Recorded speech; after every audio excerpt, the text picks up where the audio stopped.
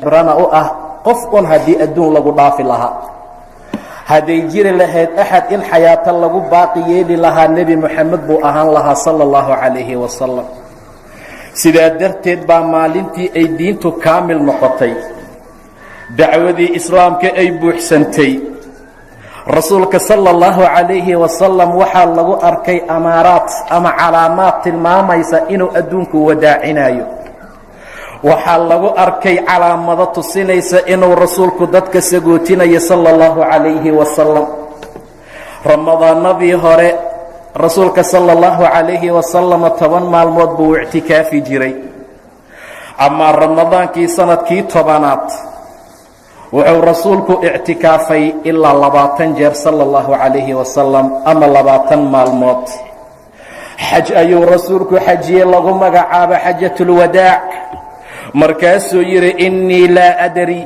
aniga ma ogi lacallii laa alqaakum bacda caami haada waxaa dhici karta sanadkan ka ku xiga inaanan idinla kulmin ma ogi buu yidhi nebiga sala allahu calayhi wasalam lacallii laa alqaakum bacda caami haada bihada almowqif mowqifkan aan maanta taaganahay ma ogi sanadka xiga inaan istaagi doono rasuulka sallallahu alayhi wasallam waxaa ka soo muuqatay calaamaad asagoo jamratul aqaba jooga ayuu yiri khuduu cannii manaasikakum waxaad iga qaadataan acmaalaha xajka waxaad dhici karta inaanan sanadka dambe idinla xajinin idaa jaabaa soo degtay إذا جاء نصر الله والفتح ورأيت الناس يدخلون في دين الله أفواجا فصبح بحمد ربك واستغفره إنه كان توابا geerida nabiga tilmaamaysaa suurada geerida nabiga ayay tilmaamaysaa suurada lagu magacaabo suuratul fath rasuulkii allah haduu yimaado guushii allah idaa jaa nasrullah furashadii maka ay timaado oo dadkii aad aragta ayagoo diinka ilaahay ayagoo jamaaca iyo koox u soo galgalaya ujeedadaadii waa gudatay wadiifadaadii way dhammaatay maacaddaa wixii ka bilowda waxaad u diyaar garoobaysaa la kulanka ilaa subxaanahu wa tacaala fasabbix bixamdi rabbika wastakfirhu innahu kaana tawaaba walaalayaal nebigu waa dhintay sala allahu calayhi wasalam ilaahayna wuxuu yidhi wamaa muxammadun ilaa rasuul nebi muxamed ma aha ilaa rasuul maahee wax kale waa rasuul ka mida rasushii ilaah soo dirayay subxaanahu wa tacaala wamaa muxammadun ilaa rasuulun qad khalad min qablihi rusul hortiisa rusul baa tagtay ee afa in maata aw qutil hadduu dhinto ama la dilo micirbihiinaad u gadoomaysaan ma macaasidiibaad dib ugu laabanaysaan ma xaqii uu idin sheegay iyo wuxuu idin baray miyaad dib uga tegaysaan afa in maata aw qutil انقلبتم على أعقابكم cirbihiini miyaad ku noqonaysaan qof walba meeshuu ka yimid oo baadi miyaad aadaysaan salaadii miyaad dib uga leexanaysaan masakadii waxyaabihii leedin amraad ka tegaysaan ma jihaadkii waxyaabihii leedin fara dib uga noqonaysaan afa in maata aw qutil انقلبتم على أعقابكم ogaada waman yanqalib calaa caqibayhi falan yadura allaha shay-a qofkii cirbihiisa u gadooma nebigaa dhintay darteed diin uga taga nebigaa dhintay darteed nusrayntii iyo gargaarkii diinta uga taga ilaah wuxuu ka dhibayaa ma jira subxaana wa tacaala shaakiriintan ilaahay waa jaasiyaa subxaana wa tacaala safar bilowgeedii sanadkii 11aad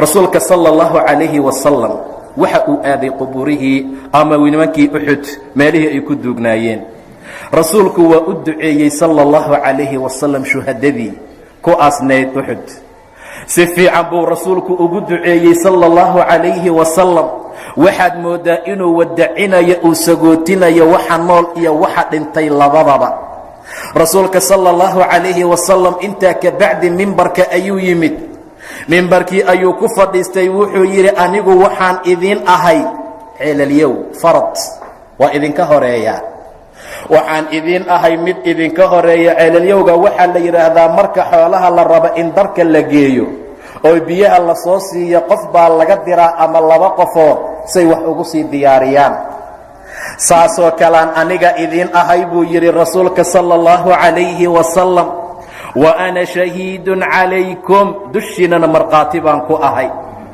ilaahay baan ku dhaartaye waxaan hadda meesha aan fadhiyo oga jeedaa xawdkaygii buu yidhi sala allahu calayhi wasalam. darkii qiyaamaha ee ummadda laga waraabinayey ee kowthar ahaa ayaan ka arkayaa maxalka aan hadda joogo. mafaatixdii khasaa'inta arladoo dhan ayaa lay siiyey. wallaahi baan ku dhaartaye fakri idinkagama cabsi qabo, ma idinkaga baqayo fakri buu dhahay nebiga, ama inaad ilaahay u shariig yeeshaan, laakiin waxaan idinkaga cabsanayaa in adduunka laydin furo ood u tartantaan sidii dadkii idinka idinka horreeyey ay ugu tartameen oo kale, oo laydin halaaga sidii kuwaa loogu halaagay oo kale. rasuulka sala allahu calayhi wasalam in badan buu dadka la hadlay, waa wacdiyey, waana waaniyey. habeenkaa dhexdii saqda dhexe marka la gaaray baqiic ayuu haddana aaday. wuxuu u dembi dhaaf u weydiiyey ilaahay dadkii meesha ku duugnaa. in badan buu ilaahay istikfaar u weydiiyey. wuxuu tilmaamay in ayaga la soo haleeli doono, loona imaan doono rasuulka sala allahu calayhi wasalam. intaa ka bacdi jiradii ayaa bilaabatay. xanuunkii baa rasuulka ku bilowday 28 ama 29 bay maraysa bishii safar. maalin itnayna ayay ahayd. rasuulku wuxuu ka qayb galay janaase lagu duugayey baqiic. nin saxaabada ka mida oo dhintaa meesha lagu aasay wuu ka soo laabtay. rasuulku markuu soo socday wuxuu dareemay sudaac iyo madax xanuun. wuxuu u soo galay caaishoo madaxa xanuunaya oo odhanaysa waa ra'saah, alla madaxa aad ii xanuunaya, waa ra'saah. rasuulku wuxuu yidhi bal ana waa ra'saah yaa caaisha, anaa kaa daran madax xanuunka caaishay. waxaa ku bilaabanaya rasuulka xanuunka sala allahu calayhi wasalam. waxaa la gudagelayaa xilligii wadaacuu sagootinayay rasuulka adduunka. waa ra'saah, caaishaa tidhi anaa kaa daran xagga madax xanuunka ayuu rasuulku yidhi sala allahu calayhi wasalam. ee caaishay haddaad hortay dhimato waa ku dhaqaya, waa ku kafanaya, janaasaan kugu dukan, waana ku aasayaa haddaad hortay dhimato. caaishay idhaq. waata gebagabadii caaisha markuu rasuulku dhintay ay tihi low istaqbaltu min amrii mastadbar, waxaan gadaal ka xasuustay haddaan horay ka xasuusan lahaa nebiga xaasaskiisaa dhaqi lahaa sala allahu calayhi wasalam. laakiin way naxday caaisha dhimashadii nebiga, way ilowday dardaarankii rasuulka sala allahu calayhi wasalam. inan yar ayay ahayd. muslimiintoo dhan baa dahshi ku dhacay, wareer baa ku dhacay. waan arki doonaa markuu rasuulku dhintay siday muslimiintu noqdeen iyo mashaakilka dhexdooda markaa asiibay. 28 ama 29 bay ahayd maalinta xanuunka rasuulku ku bilaabanayay sala allahu calayhi wasalam. asagoo saa u xanuunsan buu dadka dujinayay nebiga. masaajidkuu imaanayo jamaacada ayuu dadka salaada ka bixinayey. 11 maalmood inta laysku daro geeridiisa iyo xanuunka hayay rasuulka 13 ama 14 maalmood ayay ahayd. rasuulka sala allahu calayhi wasalam usbuucii ugu dambeeyey markii la gaaray adduunka u harsanaa, xanuunkii baa ku batay nebiga. wuxuu gudagalay inuu aswaajtiisa su'aalaya ayna ana haddan, ani beri xaggee ahaanaya, ayna ana haddan. wuxuu ula jeedaa tookadii caaishuu dhararsanayaa sala allahu calayhi wasalam. habeenba marka meel la geeyo wuxuu odhanayaa beri waa xaggee, ayna ana haddan. wuxuu ula jeedaa habeenkii caaisha. mar allaala markii habeenkii caaisha la gaaray rasuulku wuxuu isugu yeedhay xaasaskiisii. wuxuuna ka codsaday bacdamaa dhib haayo oo xanuun haya rasuulka sala allahu calayhi wasalam in wareegga iyo kaltanka ay ka dhaafaan, in tookada iyo wareegga ay ka daayaanay ku soo booqdaan guriga caaisha. wayna ka oggolaadeen. rasuulka waa la soo hogaamiyey. guriga caaisha loo soo kaxeeyey. 2 nin ayuu dhexda oga jiray. waa fadli ibni cabbaas iyo cali bni abi aalib. nebiga madaxiisa casaabad iyo calal baa ku xidhnaa ama maro. lugihiisa dhulka ma xamili karin ee way jiidmaayeen ilaa guriga caaisha la soo geliyey radia allahu tacaala canha. ma socon karo, lugihiisa dhulkay ku jiidmayaan rasuulka. dhinacan fadl ibn cabbaas baa ka taagan oo ka haaya, dhinacanna cali bn abi aalib, ilaa la keenay guriga caaisha. caaisha radia allahu tacaala canha qudwa, dumarka ayay ku dayasho u tahay. sababta waxay tahay markii rasuulka loo keenay waxay guda gashay qul huwa alla birabbilfalaq iyo birabbilnaas inay intay gacantiisa soo qabato ay ku akhrisay jasadkiisa mariso. xanuun baa haaya, xanuunaa rasuulka haaya sala allahu calayhi wasalam. waa zawjad saalixa ah, kuma fakerayso odayga waa lagaa sixray, ku fakeri mayso naagihii kalaa wax sameeyey, nin shaydaan ahoo saaxiroo sixir fura iyo mid sixir sameeye u tegi mayso. mucaawadateen bay ku akhrisay radia allahu tacaala canha. caaisha, wamaa adraakum maa caaisha, maxaa idin ogeysiiyey caaisha? dhibaataa lagu samayn rabaa, xoolihiisaa la boobi rabaa, intay ka dhacaysaa odaygii waa sakaraad. may intay qulholla ku akhriso ilaahay u barisa subxaana wa tacaala. caaisha waxay akhrinaysaa suuradihii nebiga uu isku magangelin jiray sala allahu calayhi wasalam, markaasaa jasadkiisa la marina. waa maalmihii xanuunku ku bilaabanayay rasuulka intuusan dhimanin 5 maalmood ka hor. waa maalin arbaco ah oo 5 maalmood ay ka dhiman tahay geeridii rasuulka sala allahu calayhi wasalam. jasadkiisa waxaa ku batay xaraaradii iyo kulaylkii iyo qandhadii. aad buu xanuunku ugu adkaaduu ku miir daboolmay rasuulka. intaa ka bacdi wuxuu yidhi waxaad ii keentaan ood iigu shubtaan 7 wadaan oo xargaha aan laga furin, macnaha aan la nusqaamin, oo aabaar shata ah, ceelal kala duwan. waxaan rabaa inaan baxoon ummadda la soo hadlo. weli wuxuu rajaynayaa inuu masaajidka aado, weli wuxuu rabaa inuu dadka la hadlo, weli wuxuu rabaa inuu wadaac iyo dardaaranka madambaysa ummadda u dhaafo. 7 wadaan oo xargahoodii aan la furin ayuu nebigu ka codsaday in lagu shubo dushiisa sala allahu calayhi wasalam.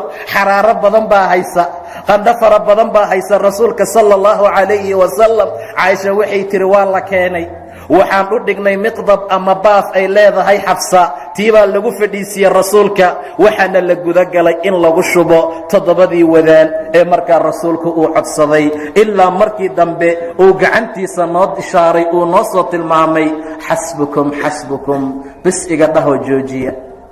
rasuulku wuxuu dareemay khifi iyo fudayd, waxoogaa wuxuu dareemay fudayd iyo waxoogaa inay qandhada ka jabtay. masaajidka ayuu soo galay sala allahu calayhi wasalam. weli ma awoodi karo inuu lugihiisa ku socdo, weli ma awoodi karo rasuulka inuu saani u istaago. sidaa darteed ayaa labadii nin haayaan cimaamad ama maro ayaa madaxa ugu duuban, maradaasoo dasmi ama mudabka subaga oo kale markaa ah. nebiga masaajidka ayuu soo galay sala allahu calayhi wasalam. faxamida allah wa atnaa calayh, ilaahay ayuu mahdiyey waana ammaanay. markaasuu yidhi ayuha annaas ilaya, dadow ii imaada, dadow agtayda imaada. ummaddii baa ku soo kala oroday oo rasuulka u timid sala allahu calayhi wasalam. rasuulku wuxuu yidhi allah lacanado yuhuud iyo nasaara, ambiyadoodii qubuurahooday masaajida ka dhigteen. nebiga sala allahu calayhi wasalam wuxuu u tilmaamay labadaa qolo fitanta iyo dhibaatada faraha badan ay adduunka ku wadaan. nacalabda ilaahay dushooda ha ahaato. khubuurtii nebiyadii markay ka dhinteen bay masaajida ka dhigteen.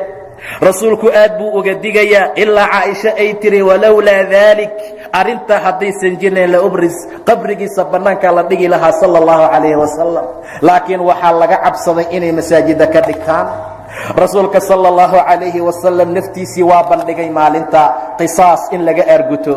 war qof allaala qofkan wax ku sameeyo iga qisaasa buu yidhi sala allahu calayhi wasalam. ummaddii maanta waa la dulmiyey, ummaddii maanta mashaakil baa la gaarsiiyey. axad ka codsanaya oo ka dalbanaya cafinna ma jiro. rasuulka asagoo cadaalad ku maamulay oo si fiican u wanaajiyey, oo mid kastoo daciifa la fadhiistay, mid kastoo maskiina wax la cunay, mid kastoo liitay ummaddu yasayaan kor u soo qaaday, yuu leeyahay yaan wax ka aaray, yaan wax ka sameeyey. war qofkan dhabarkiisa jeedal ama ul ku dhuftay, dhabarkaygii waa kanay ha qisaasto sala allahu calayhi wasalam. qof allaala qofkaan dhibaato gaarsiiye ha iga aarguto. war qof allaala qofkii aan xoolo ka qaatay ha iga qaato, ha ii sheego. xaaladaasuu rasuulku tilmaamay. aad buu ummadda u wacdiyey rasuulka sala allahu calayhi wasalam ilaa duhurka la gaaray yuu ummadda la hadlay. waa soo degay oo duhurkuu la tukaday, mimbarkii buu ku laabtay, waryaan xoola ka qabaa, waryaa amaa xaggayga ka soo jirtaa sala allahu calayhi wasalam. ilaa hoggaamiyaalku ay sidaa noqdaan wallaha la liibaanayn. ilaa heerkaa la gaaro dhibaato laga bixi maayo. ilaa laysmaleeyo in dadka adduunka jooga khaasatan dadka ugu talagalay ama xaaladoodu ay tahay ee u socda inay dad maamulaan, dhibaatada ay wadaan ilaa ay ka haraan, ilaa ay nebiga ku daydaan sala allahu calayhi wasalam intay kari karaan. dhibka iyo rafaadkaasaa lagu jira. ayagana mid kastoo ka mid ah cirib xumo iyo caaqibo xumo u dambayn doonta haddaysan ka tooba keenin. waa nebi moxamed qofka dhahaya dhabarkayga waa kana ha la qasaasto. waa nebi moxamed qofka dhahaya ninka shilimaad xaggayga ay ka soo mareen ha iga aarguto. maxaa guryo lagu dhistay? xoolihii dadka. maxaa qamri lagu cabayaa? xoolihii dadka. maxaa lagu dalxiisayaa? xoolihii dadka. in ilaahay laga cabsado waa shay muhiim ah. in nebi moxamed lagu daydo waa shay muhiim ah. nin baa istaagoo yidhi 3 dirham baan kugu leeyahay rasuulkii ilaahayow. nin baa istaagay, 3 dirham baa xaggaaga iga soo jirta, fadliyow sii. ninkii qiimaha badnaa buu la hadlay, ha la garaaca ma jirto, xabsi ha loo daxaaba ma jirto, fadli aaway iga gud sala allahu calayhi wasalam. wamaa muxamedun ilaa rasuul qad khalad min qablihi اrusul afa in maata aw qutil inqalabtum calىa acqaabikum inaka mayitun wainahum mayituun. adi waa dhimanaysaa, ayagana way dhimanayaan buu yidhi ilah subxaanaه wa tacaala. wamaa jacalnaa libasharin min qablika alkhulda afa in mitta fahum اlkhaaliduun. haddaad dhimata ma ayagaa adduunka joogaaya? aduuba alla ku jeclaa oo rabbi ku doortay. in allaala inta makhluuqee rabbi abuuraa lagaa doortay. haddaad dhimata ma ayagaa adduunka joogaaya? adoo dacwada si habsamiya u waday baa dhintee, ayagoo qabiyaalad iyo waxyaabo kale ku wada miyaa waaraaya? adigoo qiimo iyo wanaag alla agtiisa ka leh ayaa dhintee, ma ayagoo dulliyaalaa waaraaya? adiguu ilaahay sara kuu qaadaa dhintee, ma ayagaa joogaaya? adigoo xalaal iyo khayr ku dadaalaa dhintee, ayagoo xaaraan iyo bakti ku dadaalay ma waarayaan? jawaabtu waa maya. afa in mitta fahum اlkhaaliduun. haddaad dhimato ayaga ma waaraya rasuulkii ilaahayow. saa darteed maalintaa rasuulku aad buu ummadda ula hadlay. hadallada uu ku hadlay maalintaa rasuulku waxaa ka mid ahaa, ansaar baan idinkala dardaarmayaa. war nimankan diin bay u halgameen. war reer ansaareed dhibka ka daaya. ansaartu waa dadka ixiga, waa dadka ii soo dhow, waa dadka xiibtadaydii ah. saa darteed ninka dadka ansaarta way dhammaan doonaan. waxay noqon doonaan milixa meesha tacaamku uga jiro, cusbada booska ay tacaamku ugu jirto oo kale. war qof kastoo ummaddayda amar u qabta oo maamul qabtoo wax ku dhibi kara waxna kuwa anfici kara, reer ansaareed dhibka ha ka daayo. warkooda xumaadayna xumaanta ka cafiya, warkooda fiicanna abaalmariya. xilli islaamku uu baaba' yahay, xilli nebi moxamed laga soo raacdeeyey magaalada maka, saxaabadiisa meel ay aadaan ay laayihiin bay albaabada u fureen, gacmaha ayay u fidiyeen, guryahooda ayay siiyeen, xaasaskooday damceen inay u furaan. raggaa rag sahlan ma aha. wاladiina tabawa'u اdaara wاliimaan min qablihim yuxibuuna man haajara ilayhim. waxa u soo hijroodayba jecel yihiin. yuxibuuna man haajara ilayhim walaa yajiduuna fii suduurihim xaajaة mima uutuu wayu'hiruuna calىa anfusihim walow kaana bihim khasaasa. haba baahnaadaanee naftooday ka qaadeen, haba baahnaadeenee naftooday ka dooreen. nin baa ku jiray marti la siiyey wax allaala wixii tacaamoo yaraa ee ilmaha la casho siin lahaa. habeen baa la beryey, reer ansaar nin ka mida boggoodoo duuban, hooyo iyo aabbii ilmihii ay dhaleen. raggu rag sahlan ma aha. ansaar waa ka dardaarmay nebiga sala allahu calayhi wasalam. ansaar rasuulka dadka waa kala hadlay, war dadkan ixtiraama oo sharfa, war dadkan qiimeeya oo ixtiraama, war dadkan qadariya oo mudnaan fiican siiya. ayagoo nool ayuu nebigu yidhi hijra ii hormartay maahane shaksi ansaaraan ahaan lahaa. maalin baa intay qayliyeen oo xoolo reer muhaajiriinna la siiyey ama reer maka inta xoolo nebiga siiyey ayaan shilin laga siinin reer madiine, reer ansaareed. markaasay dheen seefaheena weli dhiigaa ka tifqaya, nafafyaalkeenna iyo owlaaddeenna waxaan ku baabi'inay jihaad.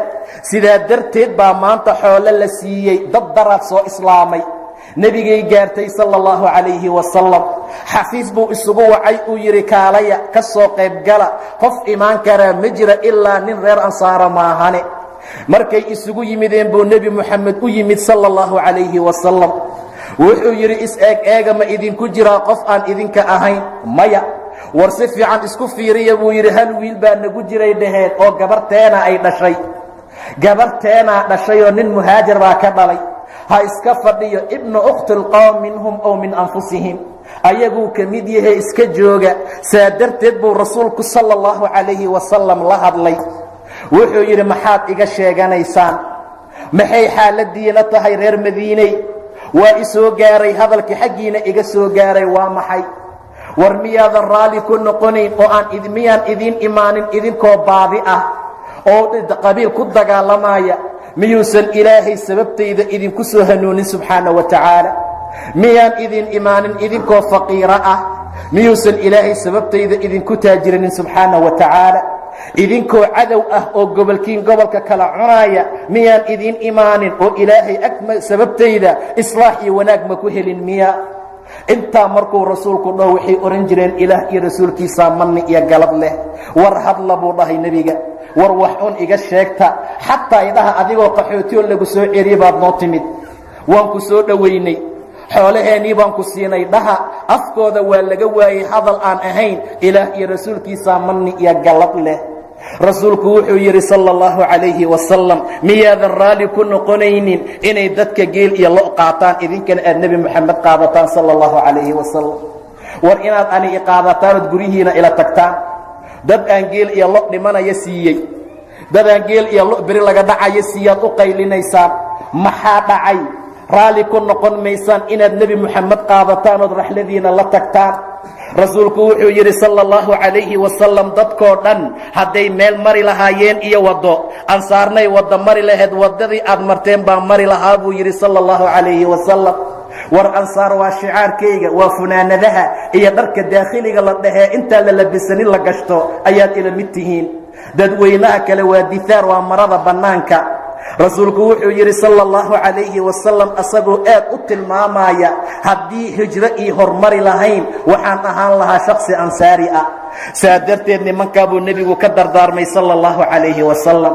waxaa la mid ah in allaala inta diin ilaahay u gargaarta subxaana wa tacaala, in allaala inta hadafkoodu inay dacwo u gargaaraan inay tahay, ayagana in la ixtiraamo oo la maamuuso oo la weyneeyo oo la qadariyo meeshay ku jirtaa.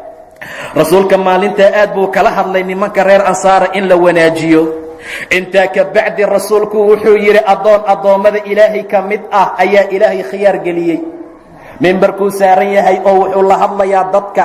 waxaa la khiyaar geliyey inuu adduunka qaato iyo quruxda iyo waxyaabaha ay leedahay, uu adduunka isaga waaro, ka bacdina janno la siiyo, iyo inuu haddaba uu doorto waxa ilaahay agtiisa ahaaday. fakhtaara maa cinda allah, addoonkii wuxuu doortay ilaa agtiisa waxa yaala. mar allaala markuu sidaa rasuulku yidhi fabakaa abubakar waa ooyey radia allahu tacaala canhu.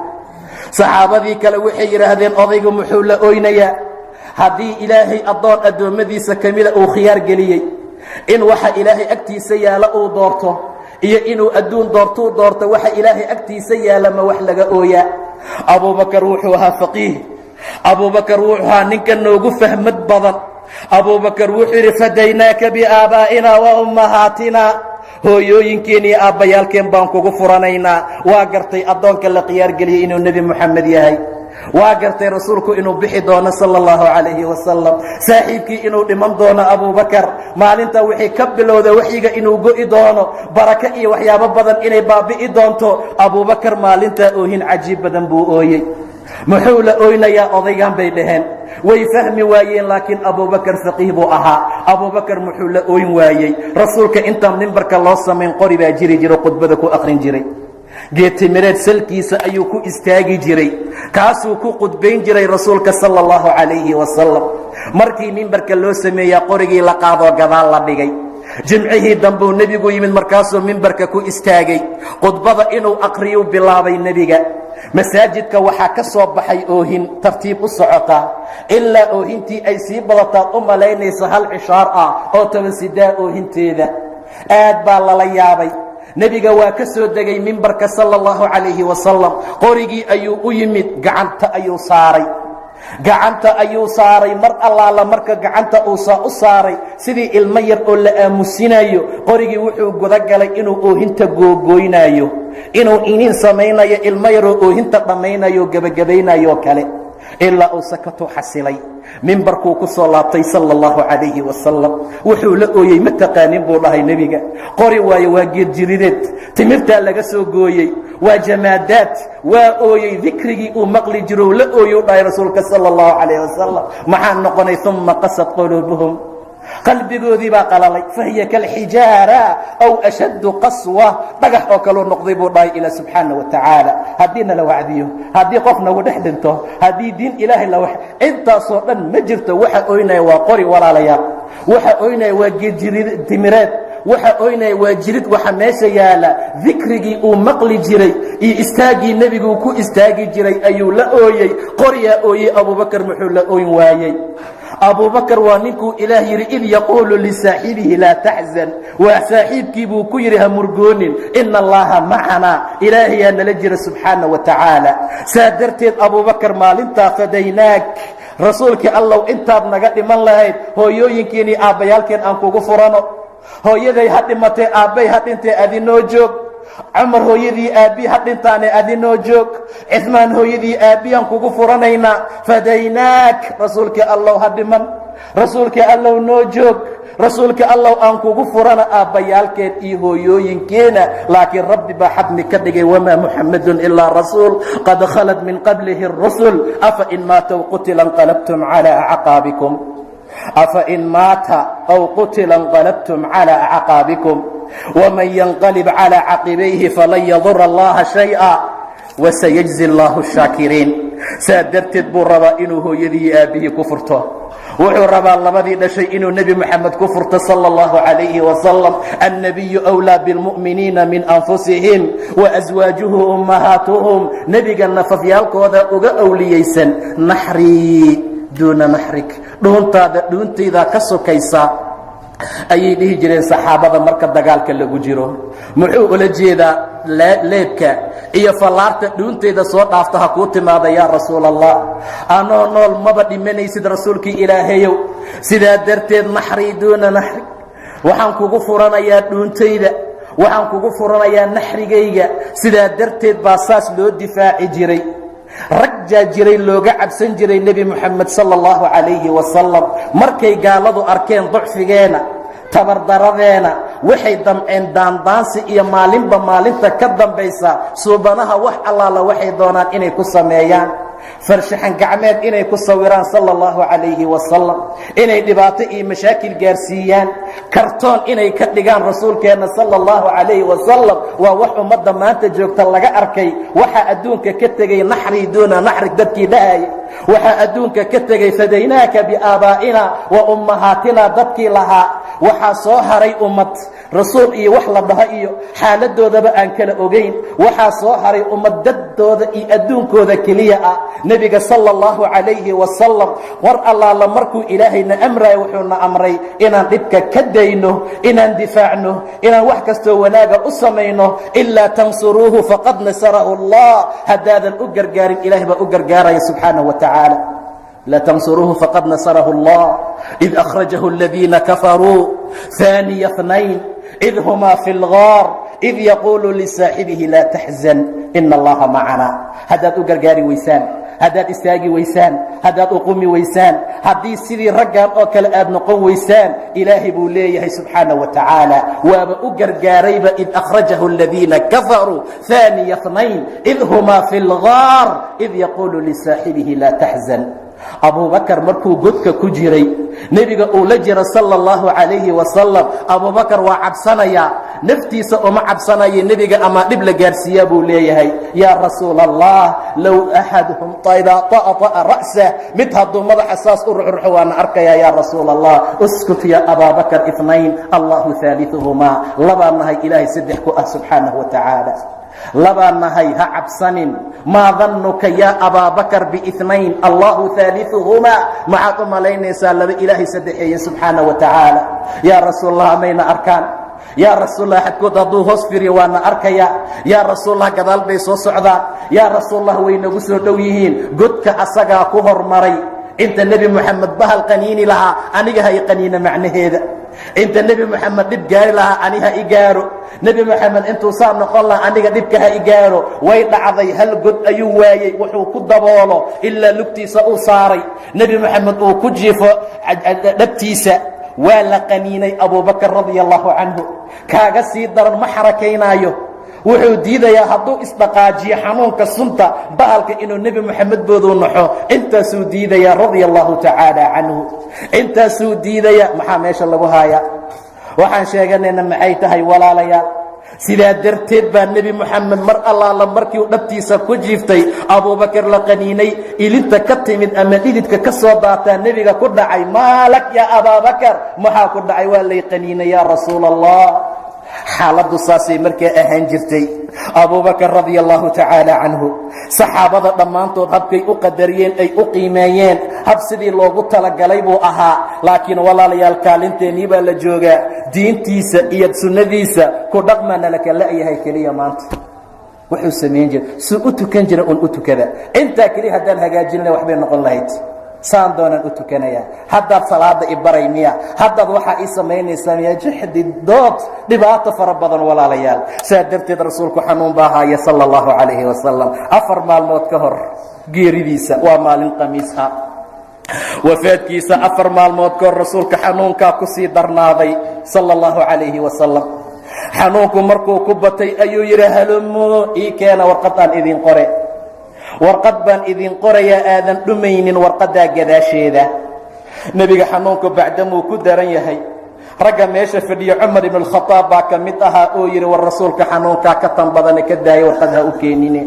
kitaabka allaana dhex yaaloo nagu filan sunnadiisaana taalee nagu filan saa darteed dhibka ka daaya asaa xanuun haye ha dhibina rasuulkoo warqadda ka dhaafoo ha u keenine sababta waxay tahay xanuunaa nebiga haaya kitaabka rabbi hana kaafiyo qolaa tiri u keena warqadda nebiga hanoo qoree meeshii baa dood dhacday meeshii baa la murmay meeshii baa buuq ka dhacay ilaa nebiga uu yidhi sala allahu calayhi wasalam quumi cani war iga kala dareera agtayda dood kuma bannaana agtayda in lagu doodo ma aha doodda way xun tahay walaalayaal dadaa doodda jeceloo doodda ka faa'iidaystaa ninbaa aayad aqrinaya xadiis sheegaya ku kala lagu garaacayaa saa looma baahna diinta islaamku waa diin aan miraa iyo dood ahayn ilaa mid wanaagsan oo la kala faa'iidaya maahane walaa tujaadiluu ahla alkitaabi ilaa bilatii hiya axsan haddii axsan iyo wanaag aysan ahayn haddii aayad ku garaacay tahay haddii xadiid ku dhufo u yahay walaalayaal ka jooga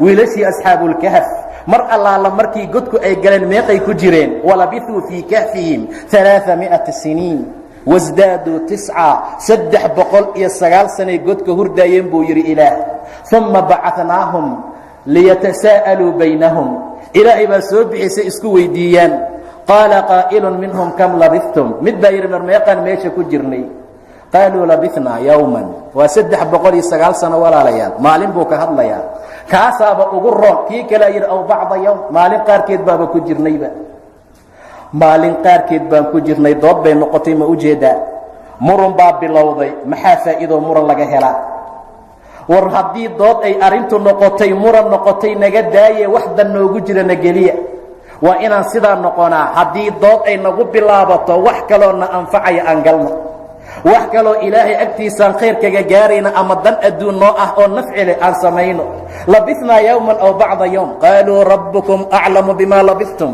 ilahay baa garana inta aad ku nagaateen waa hadal xaqiiqa ah waa hadal dood lagu afjaro rabbukum aclamu bima labithtum maxaa dan noogu jira baahi baana haysaa rooti iyo canjeeraan u baahannahay soo maaha fabcahuu axadakum biwariqikum haadihi ila almadiina tan baa dan noogu jirtaa maalin baan ku jirnay kuma jirin nus baan ku jirnay kuma jirin boqol intaan isku dagaali lahayn bal gaajada aan xallina marka hore caloosha ibir naga ah ee intaa mataqaanaa meesha aan hurdayna oo baahidana qabatay axadkeen dira oo waxaad u dirtaan magaalada madiino magaalada u dira oo lacagtaan u dhiiba mar allaala markuu baxo fabcahuu axadakum biwariqikum haadihi ila almadiina falyandur ayuha askaa طacaaman falya'tikum birisqin minhu ha eegoo gaal yuusan wax idinkaga soo gedin, ha eegoo qofka ugu daahirsanee ugu nadiifsan xagga dacaamkaa idinkaga soo gado, ha idinkala yimaado raashin walyatalaطaf walaa yushciranna bikum axada, ha xiiladaysto si dhuumaalaysiya ha u socdo, cidna yuusan idin dareensiinin. waxaan u ballan qaaday guri cirifka jannada ku yaala ninka dooda ka taga buu dhahay nebiga, wain kaana muxiqan haba mutaystee. waad isqabsateen, waad isku dheggan tihiin, adaa xaq leh, dood bay noqotay, u sii daa walaal, faraha uga qaad, iska daa, bal meeshuu la tegaya ha la tago, iska daa waxay u taraysa ha u tarto, iska daa waxyaabo fara badan oo waaye adigana rabtiga jannada cirifka jannada guri ku yaalo kuu ballan qaaday rasuulka sala allahu calayhi wasalam. iga kala dhaqaaqa buu yidhi, dood agteeda kuma habboonee, ilaa ibnu cabbaas uu yidhi raziya iyo musiibo dhammaanteed waa wixii kala dhex galay warqadda iyo nebiga sala allahu calayhi wasalam. dooduu markaa ula jeedaa rasuulka sala allahu calayhi wasalam. maalintaa wuu dardaarmo 3 waxyaabood buu ummadda u dardaarmay. yuhuud ha laga saaro ayuu yidhi jasiirada carabta, ikhraaj ciza waa inay muslimiintu yeeshaan, walilaahi alcizatu walirasuulihi walilmu'miniin walaakina almunaafiqiina laa yaclamuun. munaafiqiinta ma garanayaan, ma oga. waa in wufuudda la socodsiiyo waxyaabahooda, arrimooyinka ay markaa wadaan waa inaan dhibaato la gaarsiin suu nebigu u samayn jiray sala allahu calayhi wasalam. raabigii xadiiska wuxuu yidhi tii 3aad waan iloobay, waan hilmaamay, laakiin waxaan u malaynayaa jeeshkii usaama ee markay bixi rabeen nebi moxamed uu xanuunsaday u istaageen in la fuliyo la socodsiiyo. waxaa suuragal ah ayaa la yidhi rasuulku inuu ula jeedo alictisaam, in la qabsado kitaabka iyo sunnada nebiga sala allahu calayhi wasalam. waxaa xaqiiqaa inay tahay asalaah wamaa malakat aymaanukum, laakiin tii 3aad markaa wuu iloobay. nebiga sala allahu calayhi wasalam maalintaa ummadda salaada asagaa dujinaayey.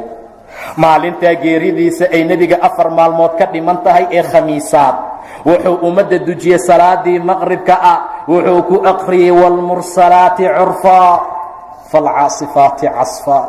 gabar jaar la ahayd masaajidka waxay tidhi waa khiraa'adii igu dambaysay oo aan nebi moxamed ka maqlo sala اllahu calayhi wasalam. maalintaa ka bacdi dadka ma tujinin. wاlmursalaati curfan waxay ahayd nebiga aqrin uu aqriyo masaajidka uu ka aqriyo tii ugu dambaysay gabar saxaabiyad ah. wاlmursalaati curfan falcaasifaati casfaa. way rabi lahaayeen qur-aankii inuu saa ugu sii aqriyo, laakiin qadahii qadarka ilaaha diiday subxaana wa tacaala. inaka mayitun wainahum mayituun. waad dhimanaysaa, ikuna way dhimanayaan. rasuulka sala allahu calayhi wasalam markii maqribka uu dujiyey, cishaa'iga xanuunkaa ku sii batay sala allahu calayhi wasalam.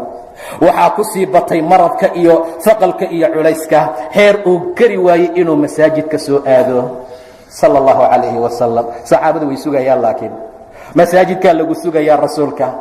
xanuunha gurigiisa ku haaya sala allahu calayhi wasalam. xilligii salaada iyo wakhtigeedii taymkeedii markii la gaaray, yaa caaisha asalla annaas, dadkii ma tukadeen caaisha? waa fikirayaa rasuulka sal allahu alayh wasalam. salaadaa ku taagan, dhakhtarkaana ku taagan, horjoogsiga ilaahay baa ku taagan, saaxirada roolaha iyo ka dhaha dadkaan daaweynaa hortiisaan taagannahay, waysaqaadkaa ku taagan, kaniinigaa nagu taagan. asalla annaas, dadkii ma tukadeen? laa yantadiruunak, waa ku sugayaan rasuulkii ilaahayow. baafka biyo igu shub buu dhahay nebiga. baafkaa biyo loogu shubay, madaxuu ku shubtay rasuulka. wuxuu damcay inuu masaajidka soo aado, wuxuu marayaa gebagebo, 2 maalmood ama 3 maalmood baa ka dhiman geeridiisa. masaajidkuu rabaa inuu aado. caaisha waxay tihi waa dhaqaaqay nebiga, tallaabuu qaaday, tii labaad intuusa qaadin istaaggiisuu ka dhacay salawaatu ullaahi wasalaamu calayh. uu miir daboolmay, rasuulka miirkaa ka tegey, waa dhacay. masaajidkuu u socdaa salawaatu ullaahi wasalaamu calayh. waa nebi hidaaya, waa nebi naxariis badan. nebiga cabbaar buu suuxsanaa, eeddawuu soo kala qaaday. hadalka u horeeya ee dadka uu ku yidhi ama caaisho uu ku yidhi waxay ahayd dadka ma tukadeen caaisho? cabbaar buu suuxsanaa, weli salaada ma hilmaadnin sala allahu calayhi wasalam. salaada casir haddaan gadaal ka tukada ka waran, haddaan dukaan gadaya ka waran, waa su'aalaha dadkay weydiinayaan.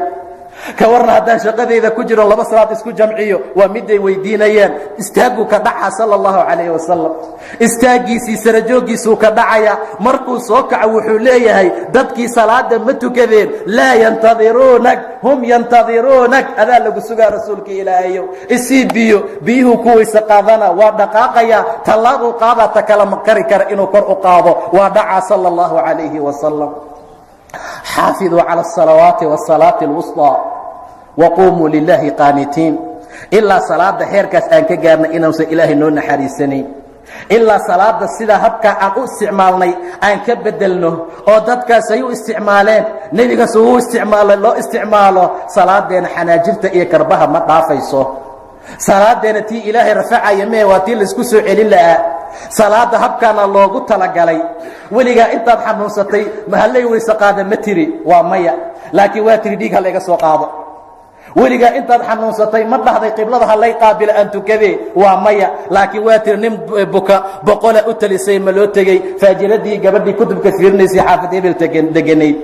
weligaa in allaale intaad xanuunsatay adoo cisbitaal jiifa ma weydiisay ninka meesha jooga qiblada aaway xaggee loo tukanayaa? xaalad yaa badan walaalayaal. nebiga sala allahu calayhi wasalam 3 mar buu saa noqday oo mar walba uu biyaha isticmaalo isku shubo uu damco inuu baxo istaagiisa uu ka dhacaya sala allahu calayhi wasalam. ilaa markii dambe rasuulku uu yidhi muruu abaabakar falyusalli binnaas, abuubakar amra dadka salaada ha dujiyo. ma bixi kara maanta, culayskaa ka batay sala allahu calayhi wasalam. hadday ani isugayaan abuubakar imaam ha noqdo maanta. caaisha waxay tihi yaa rasuula allah, abuubakar waa rajul raqiiqa, waa nin calool jilcan, waa nin qur'aanka markuu akrinayo halaba caynaa, indhihiisaa ka qaalib noqonaya. fabaka abuubakar waa oyna, ma maqal siin karo dadka salaada tukanaya qiraa'ada. cumaraa kakakani, cumaraa qaylinaya. cumar jahwari waa cod dheer yahay. rasuulka allow cumar amar yay ka diidaysaa mataqaanaa? waa aabbaheed radia allahu tacaala canha. hogaamintay u diidaysaa. dhiig baa loo daadinayaa, hantee baa loo hurayaa, wax kastaa loo bixinayaa. laaday tiri ka daa yaa rasuula allah, waa raqiiq. abubakar wuu jilcan yahay. abubakar nin aad u calool jilcan waaye. abubakar waa nin raqiiqoo dadka aan maqalsiin karin qiraa'ada. islaamku markuu bidaaye ahaa, abubakar radia allahu tacaala canhu intuu ku noolaan waayey magaalada yuu isaga baxay baa la yidhi maka. waa inta maka la joogay. nin baa ka hor yimid oo yidhi xaggeed u socotaa? ilaahay baan saan doona u caabudi waayo, qoomkayga way dhibeen, waa iska baxayaa. war adoo kale buu yidhi lama ceriyo ma baxe, soo noqo. intuu xaramka dul istaagay buu dhahay anaa magangeliye, kafaaladeeduu ku jooga. abubakar nin taaban karaayo ma laha. waayahe waa inuu gurigiisa ilaahay isaga caabudaa. abubakar suusaaw ahaa uu gurigiisii isaga caabudaayey. bannaanka uu lahaabuu wax yar ku samaystay waab-a, meeshaasuu ku tukanayey. abubakar wuxuu ahaa nin raqiiqa siga gabadhiisa tilmaamayso. waa oynayaa markuu qur'aanka akrinaayo. dumarka iyo ciyaalka way u soo aruuri jireen, meeshaasay imaanayeen. ilaa gaaladu ay cabsatay inuu ka fidneeyaba, aawa ninkii kafiilka ka ahaa waa hebel, waa la soo qabtay. laba soo gal baa la yidhi inaad ka celiso, waayo ballanteen waxayd inuu gurigiisa ku caabudo ilaahiisa. bannaankuu u soo baxay. ciyaalkii iyo dumarkuu naga fidnaynaa, in kafaalada aad kala laabato iyo inuu gurigiisa galo oo ciidan qofna u jeeda uu rabbigii caabudo. ibnu duqin wuu soo cararay, abubakar buu u yimid. markaasuu dha abubakarow dhibkaasa ay haysta aniga, qoomkaagaa cadaadis iga haaya, gurigaaga ilaahay ku caabud ama kafaaladeedaan kaala laabanaya. laala laaba buu yidhi kafaaladaada, waxaan ku joogayaa ilaahay kafiilnimadiisa subxaana wa tacaala. naqsa buu dhahay orod, ma ilaahay caabud iyo qur'aan ha aqrin iyo gurigaaga la dhuumo, waxaan aqbalaya ma aha. waxay doonaanna ha sameeyaan. intaad i ijaarisay oo aad i korisood kafiil iga noqotayna waad ku mahadsan tahay, bax buu yidhi radia allahu tacaala canhu. abubakar sidiisaba waa ahaa. abubakar wuu ku soo baxay xaaladda. abubakar kaasta markuu tukanayo, markuu salaad galo weligii meel ma minicsan radia allahu tacaala canhu. waa markuu tukanayo ilaa maalin inta nebi moxamed soo daahay, masaajidka uu gadaal ka yimid uu safka soo galay. dadku waxay gudogeleen inay sacabka garaacayaan. ilaa abubakar ma milicsanayo, si kaloo lagu soo jeediyaa la waayey. ilaahay mar hadduu qaabilo abubakar basay ahaan jirtay, lama soo celin jirin, gadaal looma soo celin jirin. ilaahay subxaana wa tacaala ayaa la weynaa. maadadaa nala weyn, adduunkaa nala weyn, carruurtaa nala weyn, xaasiskaa nala weyn, ilaahayaa la weynaan jiray subxaana wa tacaala. allaahu akbar oo run ah ayuu abubakar la istaagi jiray ilaahay hortiisa. allaahu akbar oo been aan la hor istaagnaa ilaah subxaana wa tacaala. xaqiiqda allaahu akbar markaan dhahno hadday sheeye kale kula weynaadaan ka warrama. abubakar heer masaajidka laga wada saabciye maahane si kale loo soo jeedin waayey. wa kaana laa yaltafid, weligii ma milicsan jirin. sidaa darteed abubakar ilaahay subxaana wa tacaala wanaagyo fara badan buu siiyey. marka saasuu ahaan jiray. caaisha waxay tidhi aabbahay ka celi oo abubakar waa nin jilicsane, cumar amar asaga dadka ha hogaamiye. rasuulku wuxuu yidhi abubakar amra dadka ha dujiye. xabsay tiri la hadal nebiga. xabsaa la hadashay ilaa nebiga uu yidhi dhagartaad wadataan waa sawaaxibu yuusuf, gabdhihii gacmaha iska jarjaraayey, dhagartii waxyaabihii ay wateen oo kale. war abubakar amra asaga dadka salaada ha dujiye. abubakar baa salaada dujinaayey. jaabir ibni cabdillaah 3 maalmood markay ka dhiman tahay geerida nebiga wuxuu yidhi, rasuulku wuxuu yidhi war qof idinka mid ah yuusan dhimanin ilaa inuu danni fiican ilaahay ka haysta maahane subxaana wa tacaala. axad yuusan dhiman ilaa asoo xusni fiican iyo danni wanaagsan ilaahay ka haysta maahane. aaway dadkii danniga fiican lahaa, aawa dadkii ilaahay daninayay. faأmaa man uutiya kitaabahu biyamiinihi fayaquulu haaumu qra'uu kitaabiyah inii danantu annii mulaaqin xisaabiya. waa daninayey, waa danni fiican. suu u daniyey inuu fisqi aadow, khamri cabiyu, kalaab ka tuntow, xaaraan cunuu, ribo cunay ma dhin. ilaah baa danni fiican ka qabaa. balse intuu alla caabudow, diin ku dadaalo, salaad hagaajiyo, xalaal ku dadaalo, ilaah baan danni fiican ka qabaa. inii danantu annii mulaaqin xisaabiya. axad yuusan dhiman ilaa danni fiican inuu ilaahay ka qabo maahane. hal maalin ama 2 maalin baa ka dhiman geerida nebiga sala allahu calayhi wasalam. waa maalin sabti ah ama maalin axad ah. rasuulku khafiif ayuu helay. haddana habeenkaa markuu soo bixi waayey, 2 nin ayuu haddana u soo baxay salaad duhur ayadoo ay tahay. waa maalin aba 2 maalmin ayadoo ay ka dhiman tahay salaadii duhur. abuubakarna suu maalintaa u bilaabuu dadka dujinaayey. abubakar ayaa hogaaminaya oo salaadii tukanaya. mar allaala markii uu dareemay inuu nebigu soo galay sala allahu calayhi wasalam ama uu arkayba, gadaal ayuu damcay inuu u soo baxo abubakar. laakiin nebiga gacanta uu ishaaray sala allahu calayhi wasalam inuu salaada dhammaystiro. 2dii ninna wuxuu amray abubakar in dhinaciisa la fadhiisiiyo. abubakar bidixdiisa ifadhiisiya buu dhahay nebiga sala allahu calayhi wasalam. fadhi buu nebigu ku fadhiistay oo ku tukanayey. abubakar istaag buu ku tukanayey. dadkii gadaalna way tukanayeen. abubakar wuxuu ku dayanayay salaada nebiga, dadkuna waxay ku dayanayeen salaada abubakar. abubakar codkuu tabliiq ahaa waa gaarsiinayey dadka ilaa nebigu uu xanuunsan yahay sala allahu calayhi wasalam. hal maalin markay ka dhiman tahay geerida nebiga sala allahu calayhi wasalam, wuxuu xoreeyey ghulaamkiisii. waa xoreeyey rasuulka. 6 diinaar buu haystay ama 7. wuu sadaqeeyey sala allahu calayhi wasalam. hubkii uu haystay muslimiintu u hibeeyey sala allahu calayhi wasalam. 30 koombo oo shaciir ah ayaa camburbireedkiisii loo haystay sala allahu calayhi wasalam. wuu sadaqeeyey 7dii 6dii. maqribkii markuu soo dhowaaday, faynuustii baa gaaska ka dhammaaday. waa guriga nebiga sala allahu calayhi wasalam. rasuulka gurigiisii waa habeenadii ugu dambeeyey. faynuustii gaas ma laha. caaisha gabar reer ansaareed bay u dhiibtay. si codka subagaa la isticmaali jiray oo gaas ahaan loo isticmaali jiray si faynuusta loogugu soo shubo. walalaakhiratu khayru laka min aluulaa. aakhira kaaga fiican adduunkan, nebigaa lagu yidhi sala allahu calayhi wasalam. xaalku markuu meeshaa maraya, aakhir yowm xayaat baa la gaaray. waa maalintii ugu dambaysay. nebiga dib dambaba loo arki doona sala allahu calayhi wasalam ilaa maalinta qiyaamaha. waa maalintii xayaatadiisii ugu dambaysay. anas ibni maalik wuxuu yidhi, muslimiinta ayagoo tukanaya salaad subxeed, waa maalintuu dhimanaya nebiga. abuubakarna dadka uu dujinayo wax soo kediye ma jirin ilaa shubaakada nebiga guriga caaisha. daahii saarnaa buu kor u qaaday sala allahu calayhi wasalam. daahii ayuu kor u qaaday. fanadara ilayhim, waa soo eegay ayagoo safafyaasha ku jira muslimiinta. allahu akbar. way tukanayaan. abubakar baa hogaaminaya. wuu dareemay hadduu ka dhintay inay ishogaamin karaan. waa dareemay hadduu iska baxo in ay sidii loogu talagalay uu u tababaray ay wax u wadaan.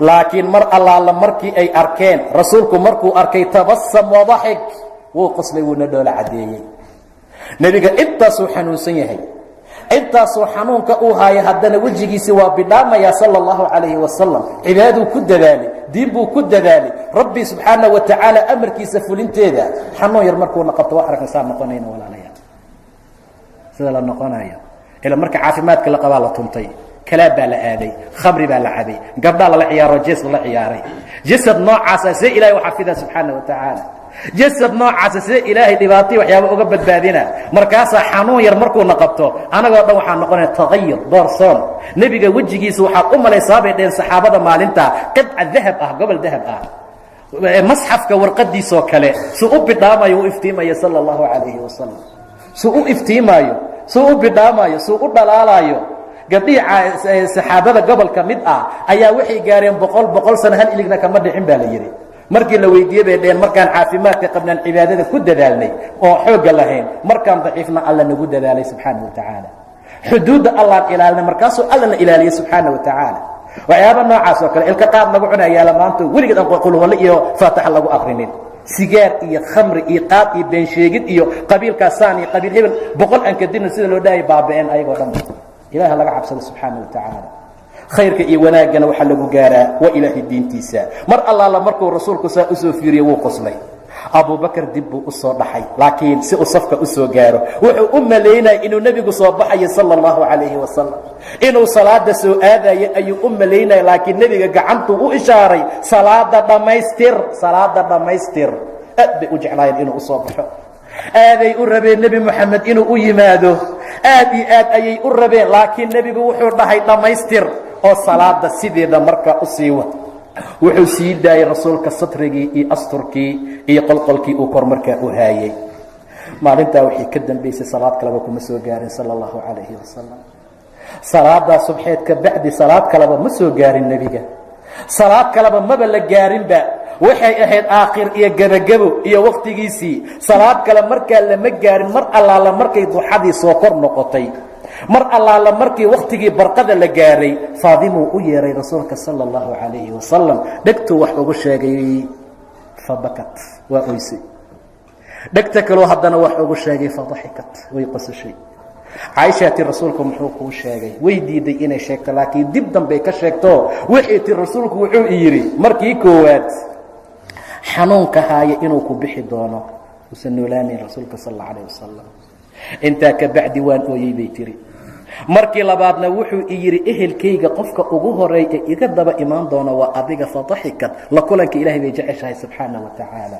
man axaba liqaa'a allah axab allah liqaa'a waa dhimanaysaabay ku faraxday ku qasashay 6 bil bay ka dambaysay sala allahu calayhi wasalam riwaayad kale waxay leedahay wuxuu yidhi waxaad noqonaysaa saydada ama boqoradda ama waxaad madax u noqonaysaa dumarka ahlujannaha radia allahu tacaala canha faadima radia allahu tacaala canha saasuu rasuulku labadaa mar wax ugu sheegay rasuulka sala allahu calayhi wasalam faadima markuu u yeedhay xaaladahaasuu markaa u tilmaamay markay istaagtay bay aragtay aabbaheed xanuunka haaya waa karbaabaa ayay tiri alla aabbay xanuun badan baa haaya xanuunaa rasuulka ku batay sala allahu calayhi wasalam ixtidaarkii gebagabadii baa soo dhow waa karbaabaa aabbahay waa la kurbeeyey nebiga waa u jawaabay laysa calaa abiiki bacda alyowm kurba aabbahaa maanta wixii ka dambeeya kurba korkiisa ma ah waaba iska dhimanaa buu dhahay sala allahu calayhi wasalam maba joogayba daartan dhibka badan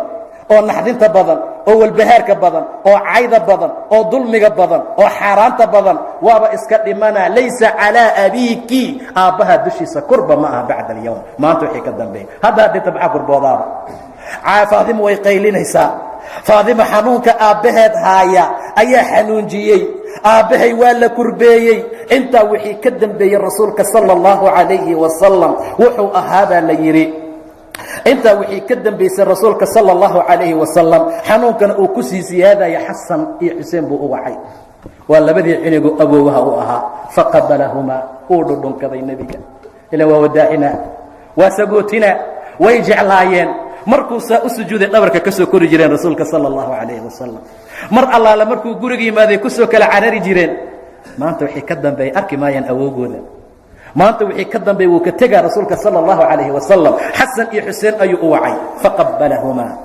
khayr buuna u dardaarmay. wuxuu u wacay dumarkiisa rasuulka sala allahu calayhi wasalam, waa wacdiyey, waa waaniyey.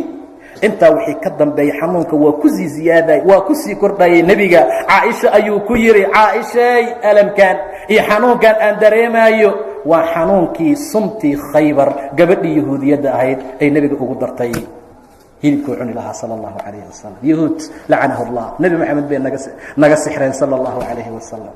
nebigay sun siiyeen, suntay siiyeen xanuunkeeda ahaaya sala allahu calayhi wasalam. aadaan u jecelnahay maanta. nebi maxameday naga sixreen, nebi moxamed bay sun siiyeen asagoo Khaybar jooga. waa gabar ka waran raggooda dumarkooda saa yeelaya. walaalayaal, dasiga iyo dhibaatada iyo mashaakilka ay ku hayaan muslimiinta, latajidanna ashadda annaasi cadaawatan liladiina aamanuu lyahuud. wax ugu daran ma jiro muslimiinta yahuud buu dhaha ilah subxaana wa tacaala cadaawanimada. sidaa darteed waa dumarkoodii, waa taqaanaa haweenkoodii, waa naagahoodii waxa saa yeelaya. nebiga intay weydiisay tiri, moxamed ninka la dhahaya nebinimada sheeganaya neefkuu jecel yahay, ariguu jecel yahay, xibintee ka jecel yahay garabka. suntay ku badisay, suntay ugu badisay. waa waktigii Khaybar, waa loo soo dhigay. waan sunaysanahay rasuulka alla hayo cunin, laakiin afkuu ku hayay sala allahu calayhi wasalam. waa bidhaanta sunta gashay keliya. nin saxaabi baa cunay, nin saxaabiyaa uga hormaray. marka la soo qabtay, maxaa kugu kalifay? waxaan jeclaabay tiri haddaad beenlow tahay oo aadan nebi ahayn inaan kaa istariixno. haddiise nebi aad tahayna kuma dhibayaba, waa kasaa kuma dhibin. khiyaanada iyo caqliga iyo waxyaabay isticmaalayaan. heer waxay gaarsiisan yihiin maanta ayagoo guryahooda jooga, anagoo aqaladeenna ku jirayna maskaxda naga weeraraan. maskaxda adoona qori lagu soo qaadan, saasaa tahay lagu dhihin, islaamka ka bax lagu dhihin. adoo masaajidka ku jira islaamka ka baxsan tahayba. adigoo gurigaaga joogaad fisqi xumaan kasta ku jirtaa. way kareen laakiin waa hurdaynaa, way awoodeen laakiin waa jiifnaa. intaasay sameeyeen. maca daalika waxa saa yeelaya waa yahuud. naxladda ilaa korkooda ha ahaato. waxa sixray oo dhibaatada gaarsiiyey oo nebi moxamed sala allahu calayhi wasalam sunta ugu daray. rasuulku wuxuu yidhi waa cuntii aharkii iyo raadkii suntii aan Khaybar ka cunay sala allahu calayhi wasalam. caaisha u tilmaamaya. intaa ka bacdi rasuulku waa jiifaa sala allahu calayhi wasalam. maraa dushiisa saaran. mar allaala marka uu wejiga uu ku caburmo wuu ka qaadayaa. mar labaad ayuu ku celiyey nacalada ilaahay yahuud iyo nasaare korkooda ha ahaato. ittakhaduu qubuura anbiyaa'ihim masaajid. aad buu uga digayaa, shirkiguu diidayaa. waayo qubuurtay shirki ka soo bilaabataa.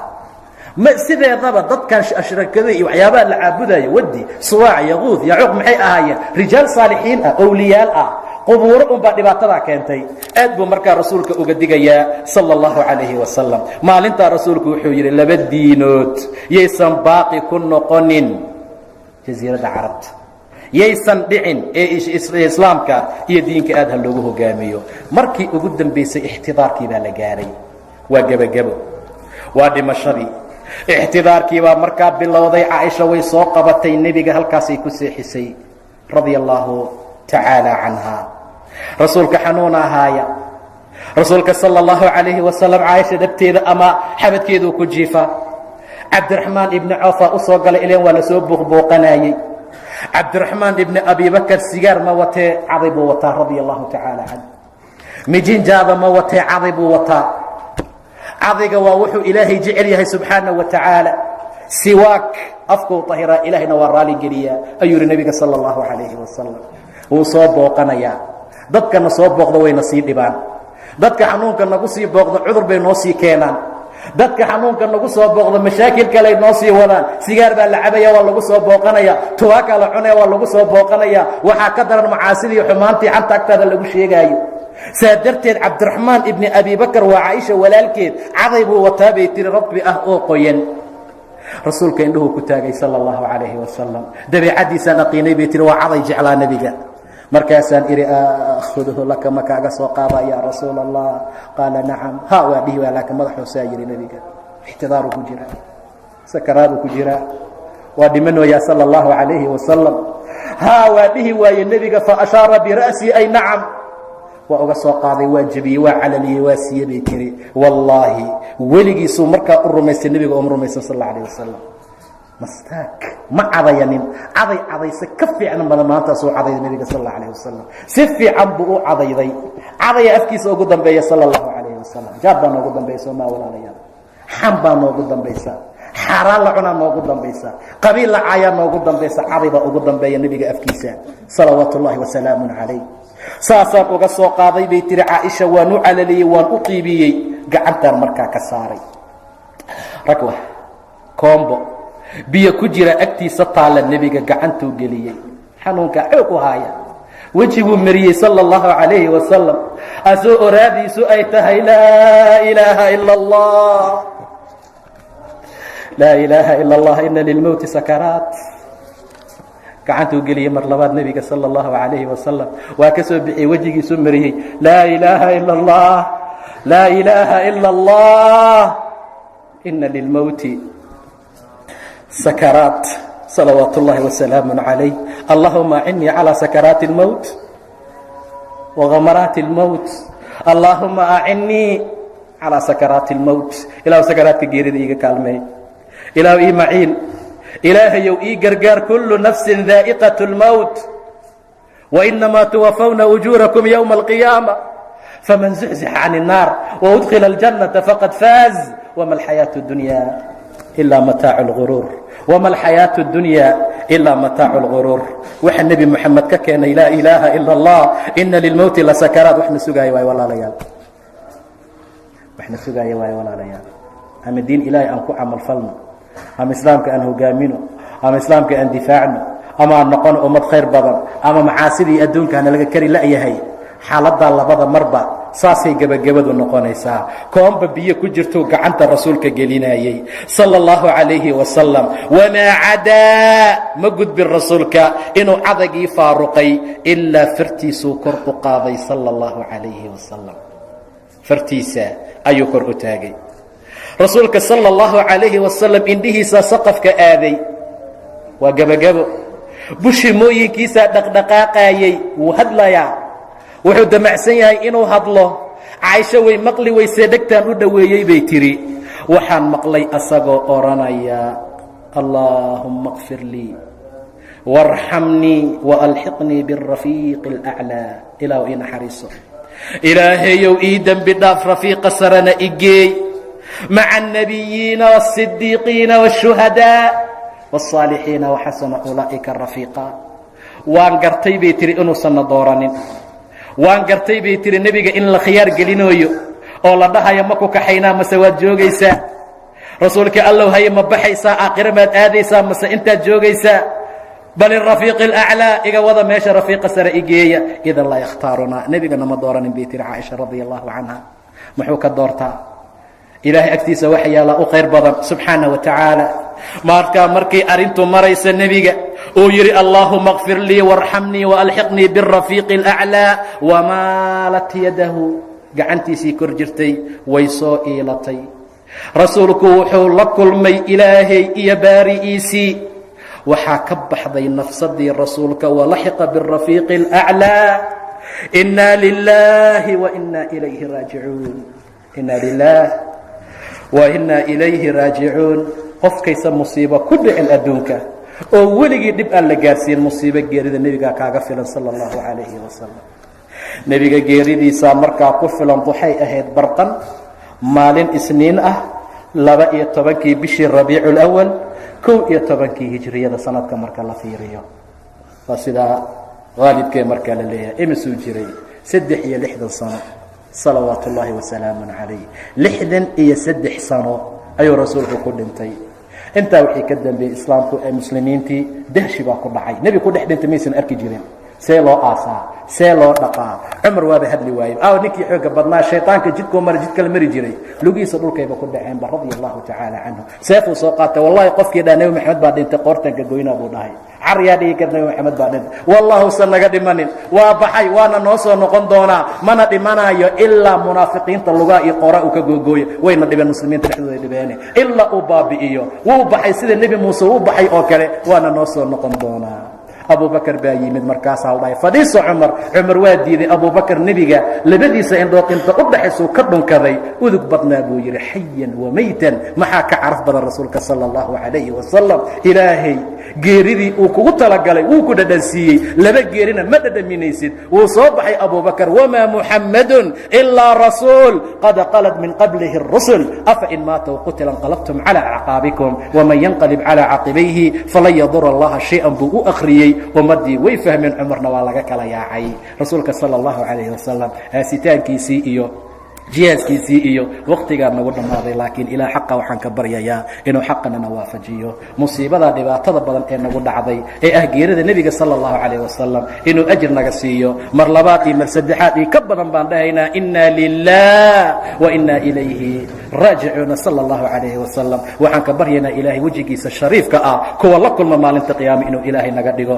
gacantiisa qiimaha badan inuu nagu waraabiyo darkiisa kawthar baan ilaahay ka baryaynaa subxaanahu wa tacaala kala weydiisana wixii dhibaataa in ilaahay naga rafaco inta xanuunsan ilaahay caafimaad taama inuu siiyo inta dhibaataysan dhibka allah ka qaado inta murugaysan murugta allah ka qaado inta dhibaatii kurbahaysan allah kurbada ka faydo dhammaantaysan masjidkan khayrka ugu kulannay ilaahay jannooyinkiisa firdowsa naciima ee meelaha lamidka ilaahay ha nagu kulmiyo allahuma aamiin allahuma aamiin allahuma aamiin